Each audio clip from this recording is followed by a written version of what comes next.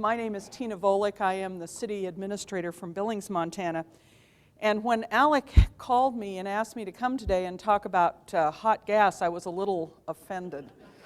After all, I am a bureaucrat, and I am from Billings, and we know we have something of a reputation in parts of the state.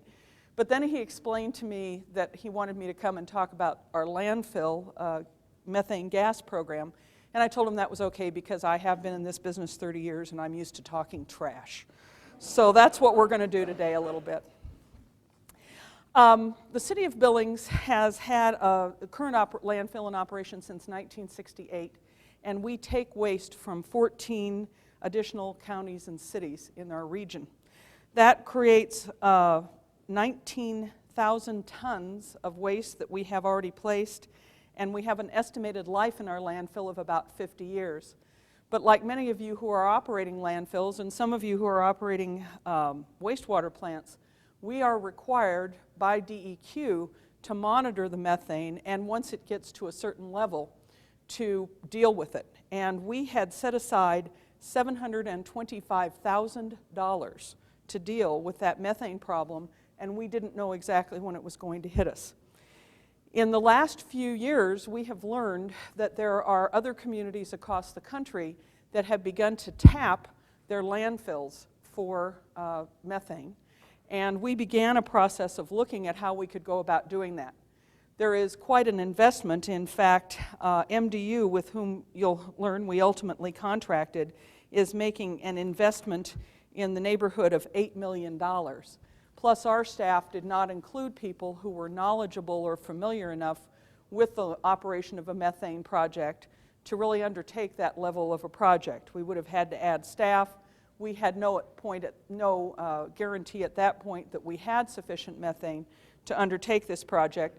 So instead, we developed a unique partnership, public-private, with MDU, which is the major natural gas provider in our area. Together, we looked at a review, an engineering review of our landfill, and that review determined that there probably is sufficient methane to operate a methane treatment plant. So subsequent to that, the City Council approved a contract with MDU. The city will receive 15% of the net value of the methane gas. We estimate that's going to be about $500,000 a year in revenue to our general fund. Plus, we're going to receive 15% of the carbon credits, which is an additional $30,000 to $45,000. So this is a revenue source for us, and MDU will be the one that will build the facility and operate it. Now, there are three, as I understand it, ways that you can use use gas from a landfill. You know where my mind's going, revenue, all the time. And that is, you can use it to provide directly to a single provider. You can clean it up and inject it into the gas system in the area, or you can use it to produce electricity. Again, in reviewing all those options, it became apparent to us that the best way to handle it would be to clean it up and put it into the regular gas system, and that is what MDU will be doing with us. They are going to do all of the construction and operation of the plant. One of our big challenges was creating a contract with them, because this is not your typical oil and gas contract. So we hired a local attorney's firm to assist our city attorney's office in developing the contract. We also had to go to the Oil and Gas Commission to determine that it was not within their authority, which created all kinds of new taxation programs. And we did receive that approval. So beginning the end of this month, we will be starting a 2-year interim contract. A well driller will be coming in and drilling 3 sites. And from that, we will have a test process to ensure that we do have enough, indeed, methane from the process to make the plant worthwhile for MDU. If that is not sufficient, then the deal's over and we all walk away. If there is sufficient methane, then we will launch a 10-year contract, which is renewable in 10-year increments. If the contract is canceled before 40 years, then we will reimburse MDU for the value of the equipment on the site at the time, prorated, of course, to the age of the equipment. I called earlier today Rick Reed, who is the regional manager for MDU, and asked him why they were interested in doing it. He said they are, of course, interested in becoming more green and in the carbon credits. They are also looking for better sources of energy, and this presents one. And he felt that it was just a general positive approach. He did indicate that they would be willing to look at other communities. I believe they looked at the Great Falls landfill and determined there was not enough methane at that point. They have been talking to Baker. Baker will be looking at this down the road. And Sheridan, Wyoming, also is looking at this, although they only have about 10% of the methane production right now that we do.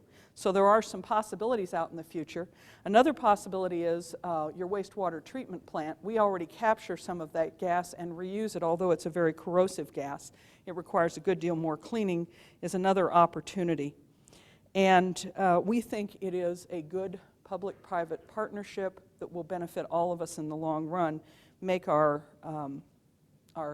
customers, our joint customers, a little money on the side, and handle a problem for us that we would eventually have had to address. So we should have this testing started in the end of the month, and we should know probably, they indicate to me, by the next heating season, whether or not this will be a viable ongoing project for us. And I'd be glad to answer any questions. Yes, sir.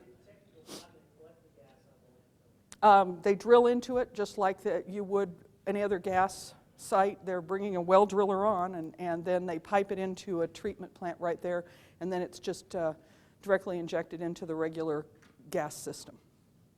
Very efficient. Yes?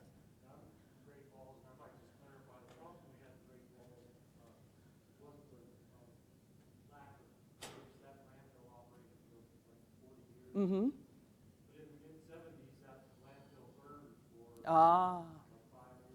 Probably from the methane in the landfill, in large part. Okay. And we are, because we are a very dry state, that also is another issue, at least on our end of the state. It does mean that you're not producing as much methane as you would in a wetter environment, but we're very hopeful that that will have the desired effect in our case. Other questions? What kind of quantities? Well, that's a good question. Let me see. I don't have a number at this point. I know that that's one of the things they will be testing for, is to see that's an adequate quantity once they get the wells drilled. The initial study showed they thought there was, but I don't have an exact number. Yes, sir.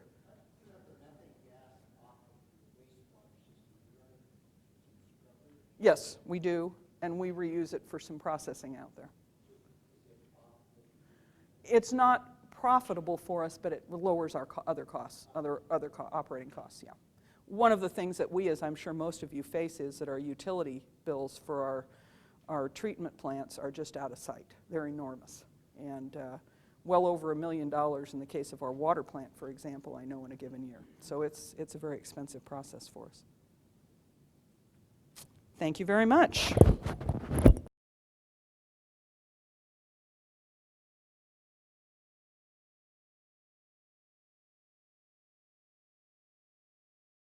I'm Jeff Arcell. I'm with a company called Mother's Power out of Whitefish, Montana. And we are a renewable energy company that specializes in solar, wind, hydro, backup systems, off-grid systems, things like that. I'm here to talk about something that's really excited me and excited a lot of people lately. Everywhere you go, people are talking about independence, energy independence, renewable energy, so it's a hot topic. Victor Hugo said there's nothing so powerful as an idea whose time has come, and this is a good one. Municipal scale solar power. First, I'm going to talk a little bit about solar power in general. Energy from the sun. We'd be lost without the sun, obviously. The sun is, the mother of all life on Earth and all energy. All fossil fuels, oils, gas, everything comes from the sun. The total solar energy that's absorbed by the Earth in a given year is 3,850, I love this word, zettajoules, okay, which is a unit of measurement for solar energy. This is more energy in 1 hour than the world uses in a year. That's a staggering statistic to me. The amount of solar energy reaching the surface of the planet is so vast that in 1 year, it's twice as much as will ever be obtained from all of the other Earth's resources, non-renewable resources of coal, oil, natural gas, and uranium combined. Shell Oil has predicted that 50% of the world's energy will come from renewable sources like the sun by 2040. Leonardo da Vinci predicted back in 1447 that we'd be a solar society at some point.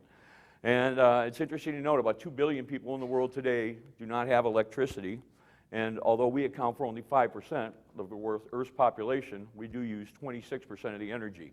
Obviously, everybody knows the world's changing. These are driving forces that are forcing us to look for energy independence. The world's competing now for the resources. The prices are going up. It's harder to get. And I like the line Tom Friedman in his new book, Hot, Flat, and Crowded, said, if anybody saw him on Meet the Press or any of the sites, he said, standing up and yelling drill, baby, drill right now is like going to an internet conference and yelling IBM Selectrix, IBM Selectrix, IBM Selectrix. It's a new time, and invention is what we're looking for. Necessity is the mother of invention. The photoelectric effect has been known for over 150 years now. The first solar modules were actually made back in 1914. And it took the space program in the 60s and 70s to get meaningful applications for solar power. And really, this whole industry is coming from the people in the backwoods that live off-grid and have been trying to figure this stuff out for a number of years. They've created viable commercial products in the form of solar panels and modules and things like that to take advantage of the photoelectric effect. Photoelectric effect is really simple. Sun has photons. They hit certain substances, silicone, certain other substances I'll be telling you about, and they create a flow of electrons. I liked Brian Schweitzer's speech where he was talking about pushing electrons, because that's really what we're doing. It doesn't matter what source they come from or where they come from. We're getting increasingly smart networks, and we're pushing electrons around, and photovoltaic electricity comes directly from the sun, creates electrons. I can't think of anything more exciting than something you can lay in the sun that produces sparks and energy directly from it. It's a fascinating technology. This is a typical, people see this kind of stuff around. They're used to seeing photovoltaics on a house like this, or, in the form of the solar panels, the solar modules you see there, connect to an inverter. The electricity comes out, it's DC electricity. The size of the panel, the type of the panel determines how much electricity you get. The inverter conditions that electricity, turns it into AC, and then either provides it to your house or provides it back to the grid.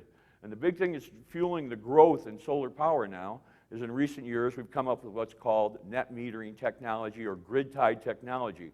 So instead of feeding it from your rooftop to batteries in your basement, which are messy and dangerous and smelly, what's going on now is your meter's running backwards. And while you're producing sun, you're feeding it out to the grid for everybody to use, and at night you're buying it back from the grid. So during the day, if you've got enough sun, your meter runs backwards, and your electric bill goes down based on the fact that you're now producing electricity.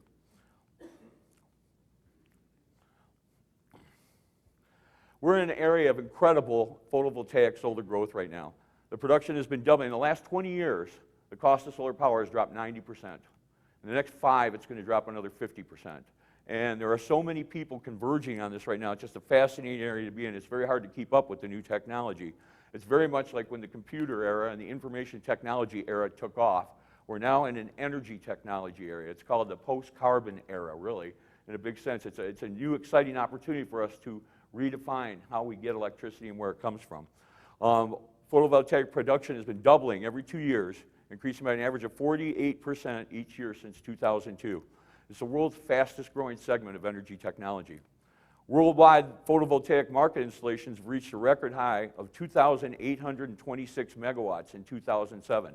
That's 62% more than in 2006. Okay, that's a huge growth in installed solar photovoltaic applications.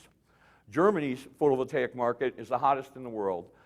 They've reached 1,328 megawatts in 2007, and they are 47% of the world market. And I'm going to talk a little bit about why that's happened and what it means to us here in Montana. Spain is the number 2 solar market in the world. They grew by over 480% just last year, just 640 megawatts. Today, Spain gets 40% of its electricity from wind power. These countries have adapted this because they pay a high price for electricity over there, and they see the need to redefine how they're building their infrastructure and providing electricity for their people. The United States is the fourth. We increased by 57% last year to 220 megawatts. You look at that, that's 1/7 of what they're doing in Germany. It became the world's fourth largest market behind Japan last year. What's happening is there's new technologies, there's a convergence of factors. Yeah. Oh, I'm sorry, I'm standing in front of my slides. Yeah, I got to jump over and hit the button though. I'll do that. Anyhow, there's a convergence of factors driving this marketplace right now. The first thing that's happening is you got new technology that's developing at an incredible rate.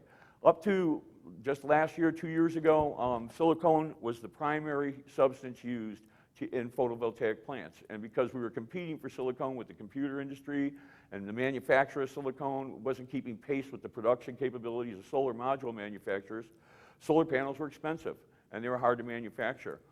Now they're at the point where they're developing new technology based on what we call thin film solar. Thin film solar power modules are literally the cutting edge of the marketplace.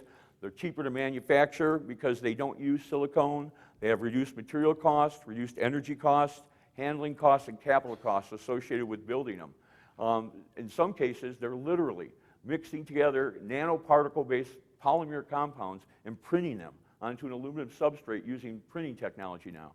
One of the biggest problems we had in solar power was scaling up production. Now with this new technology, they can kick out vast amounts of this stuff, and they're talking about taking the price down from a current average of about $6 a watt, $5 a watt for an installed commercial scale solar power plant to less than $1 a watt, as low as 35 cents a watt some of these manufacturers are talking about. Thin film technology includes chemicals like amorphous silicone, copper indium diselenide, cadmium telluride. These are all hot areas, and there's 50 companies out there now playing with the stuff, and every day we're getting new breakthroughs. There have never been so many people actively working in this area as there are now. Thin film production more than doubled from 181 megawatts, that's how much they could produce in a year, in 2006 to 400 megawatts in 2007, and this year that's expected to go to 4,000 megawatts because some of the new players are coming online. One of the companies I'm going to tell you about is building a 1 million square foot manufacturing plant in Brussels, another one in San Jose that's coming online this year, just to build utility and municipal scale solar power plants. This is going to be viewed as the year of the breakout for thin film solar. Some of the companies, First Solar, backed by the Walton family, is a company that you can't buy their products. They manufacture them, they install them from the manufacturing, installation, operating system through systems integrators, and they build strictly large-scale, commercial scale power plants. NanoSolar is a very important company. First Solar is backed by the Walton family. NanoSolar is backed by the guys from Google and the Carlyle Group. These guys raised $500 million of capital this year. They're the guys that have the 1 million square foot manufacturing plants in Brussels and in San Jose. I'm sorry I'm talking fast. I got a lot to say. The world photovoltaic market in 2007 shows you Germany. Germany is the place that it's happening, and I'm going to tell you about that right now. What happened in Germany is that the German states and the other European Union states decided that they wanted to have 12% renewable energy by 2010. They made that a goal. Their target was surpassed in 2007 when they reached 14% in Germany.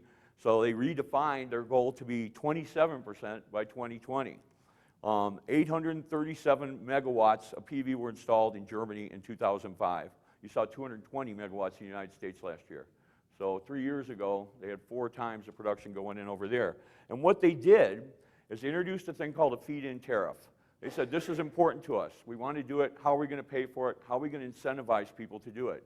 So instead of going to the tax or the public funds to do it, they had the utility companies put a surcharge on everybody's bill of $2 to $10 per family. They created a pool of money, and anybody that would install solar panels would get paid a check for the amount of kilowatt hours that they produced. And generally, that amount of money was 10 times what the current cost of electricity was. So in Germany, electricity is about 18 cents a kilowatt hour. Here in Montana, we pay between 6 cents to 12 cents a kilowatt hour, depending where you live. Over there, they get a check for 40 cents a kilowatt hour for every module they produce. This has spawned a gold rush for people over there. It's a 20-year deal. You get that fee for 20 years. Solar panels have a guarantee of 25 years on them. This technology, not many things have a 25-year guarantee.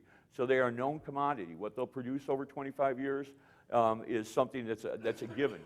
And it's created every rooftop in Germany, from small apartments to now fields. They have one installation going in Germany on 550,000, it's the size of 160 football fields, 550,000 panels. Farmers are taking fields out of production to put solar panels up because they can make more money from the sun than they can growing anything out there now. So it's called solar farming. This is an example of a German solar farm right here. This is one that was commissioned from 2007 to 2009. It's 40 megawatts. At Mother's Power, we're convinced that that the real meaningful growth for solar power is going to come from the rapid development and installation of utility-scale solar power plants. From 2 to 10 megawatts in size, that's what we're looking for. These solar farms are made up of the rows of solar panels that are mounted onto the ground of free fields at the outskirts of towns and cities, feeding electricity directly into the municipal power grid. A 2 megawatt solar farm requires about 10 acres of land and can serve a city of 1,000 homes. A 2 megawatt solar farm can cost from $5 to $7 million, depending on which manufacturer you use, and it will pay for itself within 8 to 10 years, usually in the Montana climate. Montana has a third more sun than Germany, okay? We have a third more sun than Japan in general in Montana, the amount of sun and solar radiance we get. People don't think about solar power in Montana, but states that have introduced legislation to support and drive solar energy include New Jersey, Pennsylvania, Massachusetts, in Canada, Ontario, and large-scale solar projects are going into these destinations. Having one of these solar farms located near a number of different cities and towns, and power can be delivered locally to where the power is needed and in digestible sizes. In a municipal solar power plant, solar panels are mounted onto rails above the ground so that the grass and the flowers can continue to flourish in between and below the rows of panels. Care is taken that sufficient amounts of rainwater can drop through between adjoining panels so that the flowers and organisms below are not starved. In fact, in dry regions, the solar panels even benefit the ecosystem by allowing the moisture level in the soil to be increased, and systems can be designed to even accommodate grazing amongst the panels. In Germany, it's not uncommon to see sheep grazing around solar panels and solar farms. Here's another example of a German solar farm. This isn't a very good picture. This one is a 2.2 megawatt farm. Here's one from above. It gives you an idea how they integrate well in an agricultural environment. Municipal solar power plants integrate very naturally into the surroundings and into the landscape, as well as the existing electricity grid. By feeding power directly into the local medium voltage distribution grid, they avoid the long-haul, high-voltage transmission grid, which is expensive to build and expand. You don't need big transmission lines. The power is located right at the source, right where you need it. And most power use is during the day anyhow, during the daytime anyhow. It's true, solar panels don't produce at night, but that's the idea of an integrated concept. You're going to have wind, you're going to have biofuels, you're going to have solar, and it's a combination of those things that are going to provide us with the kind of energy independence we're looking for. In any region with a decent amount of sunshine, there is no more economic way of reliably providing municipal power during the day than through a municipal solar power plant. That's because municipal solar power plants combine the locational benefit of avoided transmission with the time-of-day benefit of solar and the economics of scale. Ground-mounted solar power plants are installed in industrial streamlined ways, deploying standard substructure components according to standard system block designs to obtain optimal cost and efficiency. While residential rooftops are surely a good way for solar panels to get out in the marketplace, it's a business that's difficult to scale rapidly and in any kind of meaningful way. Crawling onto rooftops and mounting solar panels in compliance with building codes and homeowners agreements is a much less efficient model than commercial or municipal scale solar power. In fact, municipal solar power plants are one of the most rapidly deployable forms of power. It takes 10 to 15 years to get a new coal plant done, if ever, given their carbon risk, 5 years for concentrating solar thermal, and a municipal solar power plant can be completed in 12 months, as little as 12 months. Some of these plants have gone online. They'll build them in May, have them up and running by October. Municipal solar power plants utilize inverter electronics that are increasingly compatible with these intelligent distribution grids that we're building now, which helps with time-of-day billing and things like that. This is especially a point of pain at the outer branches of the electronic grid where power quality is hard to manage sometimes. Having one of these right in your own neighborhood assures you of a good local source of clean power. Municipal solar power plants offer an attractive level of efficiency, scale, and benefit in solar. This is not known very well to the public and not known very well in Montana. However, towns and cities throughout Europe and Asia have already proven the concept And more, in fact, increasingly entire counties and states are now implementing plans to go 100% renewable based on a mix of solar, wind, and biofuels. It works, it's economic, and it's possible now. It's a silent revolution that's going on that the press talks about little. The amount of activity going on behind the scenes is tremendous right now. Financings, planning for utility-scale solar power is going to become very visible by 2010. And people who want to make a difference are getting involved in it now and making it happen. Just got a couple more and I'm done here. But this is one of the largest photovoltaic solar power plants in the United States. It's being put in at Nellis Air Force Base, and it'll produce 15 megawatts of power. This is another view of it from the air, so you can get kind of a sense of what these things look like in a more arid climate. And if anybody's flown into Denver lately, you might have noticed this. This is on 7.5 acres located at the entrance to the Denver airport. And it's a 2 megawatt solar power plant that's going to generate 3.3 million kilowatt hours down there. I have a lot more information about this stuff. If anybody's interested, I'll be happy to answer any questions. These are some of the other municipal scale solar technologies, concentrated solar power. You might have seen these. The mirrors focus on the tower and they heat up the liquid in there and run standard turbines. These are the kind that take 5, 15 years. This is what's going on down in the desert southwest now, is large-scale plants like this. And this one, this is an interesting technology. These are trough-based solar power. What they've got here is they got a parabolic trough that warms up an oil that flows through that pipe in the center. That oil gets to 750 degrees, and then they run it into a steam turbine, and it actually flashes the steam, drives the turbine. And these systems can hold heat through the night, to produce electricity through the night. So they're developing salt-based solutions to carry and store that heat to keep the turbines going all night on those as well. So it's a fascinating area. If anybody's interested in having a municipal solar power plant in their neighborhood, we'd love to talk to you. We're working on a couple projects right now that are very exciting. And it's a lot cheaper than you think. You can get in, you say it's about, at this point, it's about $5 million a megawatt. It's going to go down to about $350,000 a megawatt in the next 5 years. Thank you. Questions?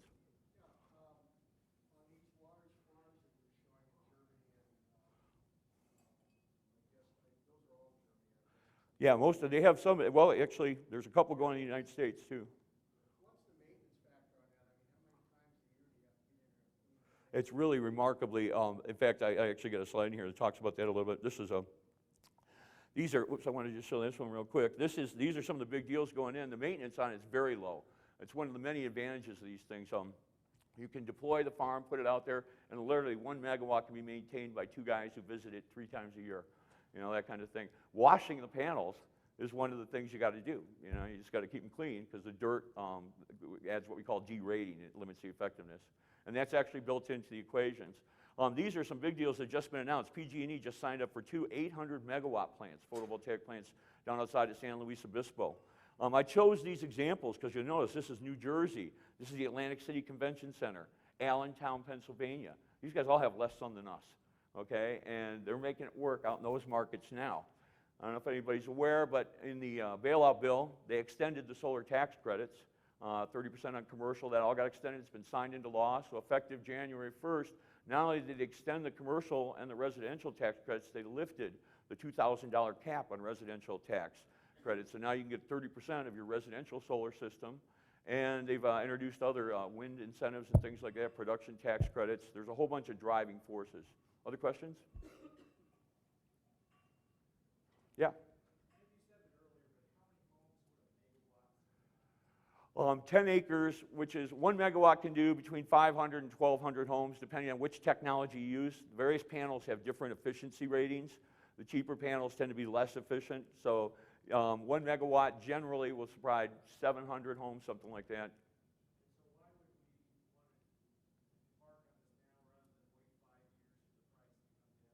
Well, they pay for themselves today. I mean, the reality is you'd see a return on investment and you double your investment over 20-year life cycle of the product and you can have it. The reason now is because it's time to get in line. If you get started on a commercial scale solar project or a municipal scale project today, you're going to be behind a lot of people that are out there trying to get this new technology. And the goal would be to go with the First Solar or the nano solar utility scale stuff so you'll have the technology that's coming to market and is going to be the standard 5 years from now. So, I mean, you're 2 years out if you start now, really, from having a plant in your backyard. I'm sorry? How far can you put this away from the source where you want It's AC, you can be miles away.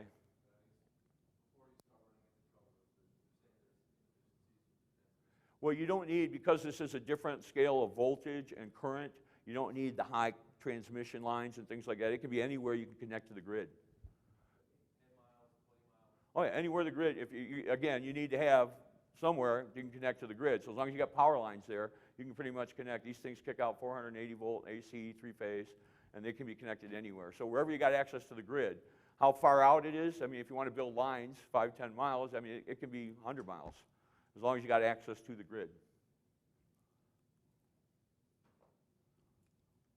Any other questions? Thank you.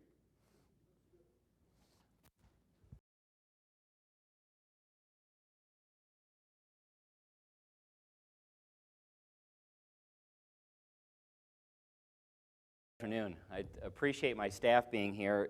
But I want to tell you that they're probably here not to support me, but heckle me as we go along. So we'll see how this goes. If you want to get to the bottom of what I'm going to talk about a little bit today, which is biodiesel and our experience with biodiesel since 2001, a guy by the name of John Vandelender is who you want to talk to, our street superintendent. John started this program for us, like I said, back in 2001.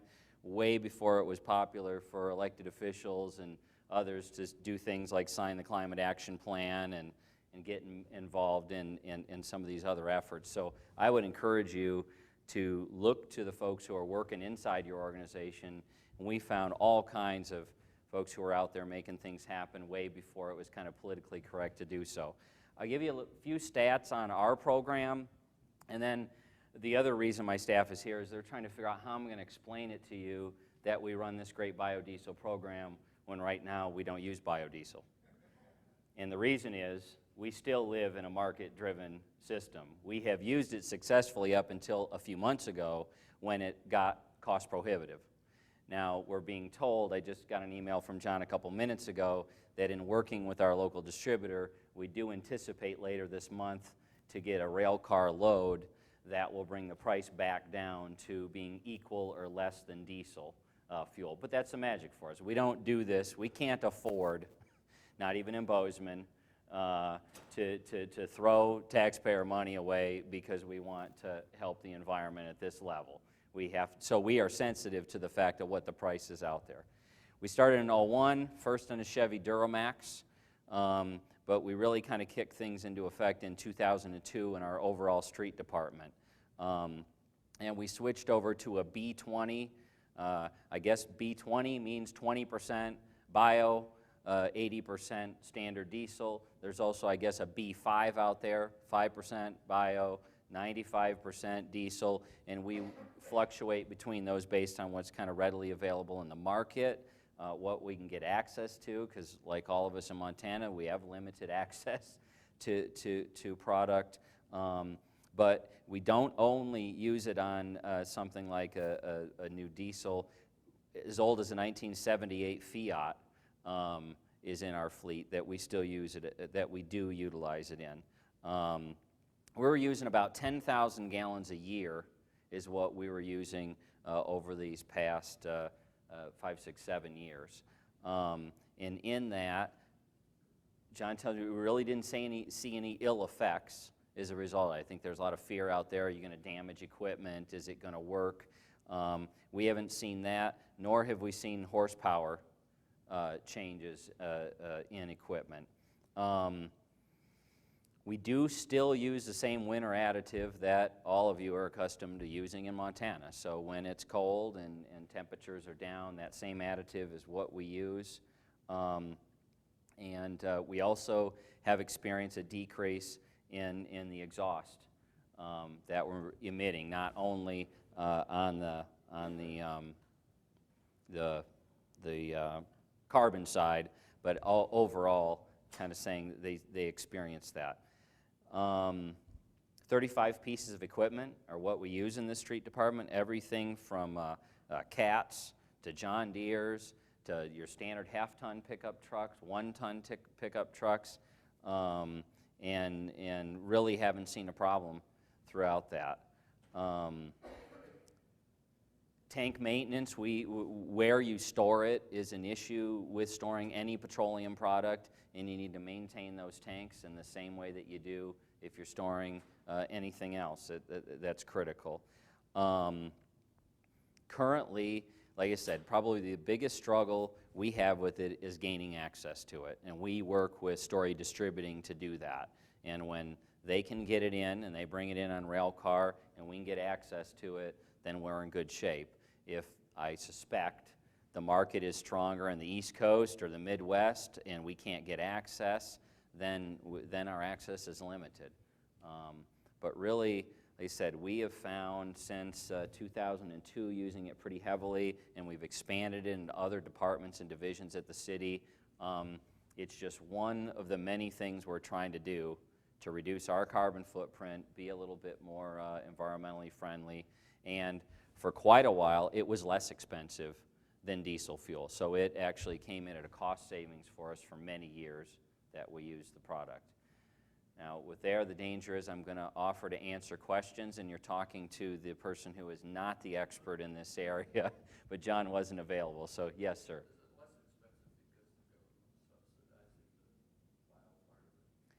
I don't have it. Does anybody know? Is it?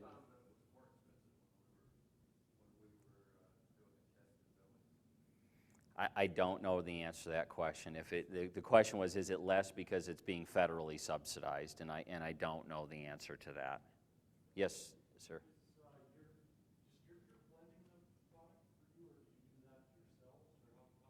Actually, I think they are doing the blending for us. Yeah, I think we also partner up with Yellowstone National Park, and so we have them. Obviously, at a major federal level, they're implementing these programs, and we've been piggybacking and partnering with them on how we implement it as well. That's my understanding. For sure, though, I'll give you John's email address and phone number to shoot John specifics that you might have. Yes, sir. Have you noticed any change in equipment maintenance schedules or longevity? They haven't noticed anything on the downside. You know, one of the kind of funny residuals that to me it would never dawn on me, and I fear you may kind of laugh about this, but you think of how the world has changed in the last 5, 10, or 20 years and what we pay attention to. Our forestry crews are telling us that they think that there's an effect that they can see on the side when they're chipping tree materials, that there's less of an odor in what they're chipping than what they saw years back when we weren't using any kind of biodiesel. Yeah. I asked that because some users, some diesel and biodiesel users are actually seeing a longer engine life. Oh, okay. So a positive effect. John could tell, I mean, we have our own internal maintenance department, and I think they could give you some really good feedback as to what we have seen on the pieces of equipment that we've been using it on since 2002. So we've got a little bit of a track record there, I think, to go off of. Yes, sir. We do. We actually do. When we can get access to it, he does say that during the winter months, it is harder to get access to. But if we can get it, and it's available to us, we'll use it, whether we use the B5, if it's available, or the B20. But like gel, because it was gelling probably. I know that that's something that they, spend a lot of time working with and feel like they have generally worked out. Like my predecessor was the test case. My predecessor, Clark Johnson, the previous city manager, is the one who first drove the biodiesel Duramax around to see if for himself how well did it work. Was it going to limit productivity and usability? Was it usable? And things have gone pretty well. Yeah. Okay. Yeah. Because it didn't fit into our biodiesel piece, but I'm going to have to run here in a minute when we get done to figure out how we're going to pay for our first phase of our sewer plant that came in at 52 million instead of the 44 million that we thought it was going to come in. A big chunk of that is to create methane gas, utilize the methane gas out of the sewer plant and reduce our roughly $400,000 in annual electricity and natural gas bills to Northwestern by utilizing our own. And that's certainly, we're already working on a water plant that'll probably break ground in about 2 to 3 years. And certainly those two utilities, which most all of us have, are some of our biggest utilizers of electricity or gas. Also, buildings. I think for some of us who weren't expert in this area, we're kind of surprised that the myth, I think, out there was that this is all automobile related. That's why we have all these carbon issues. It's all the fault of the auto industry and our driving around. They are a big player, but buildings are by far the biggest player, and our own utility plants, of which we own and control, are huge users too. So as you look at utility expansions or rebuilds that you have to do, whether it's the EPA driving it or the DEQ or just your own demand for new services there, that's giving us an opportunity to hopefully meet our climate action plan because we were going to be investing $40–50 million into a sewer plant anyways. We might as well do it in a way that we can cut our utility cost annually. So, I would add that for those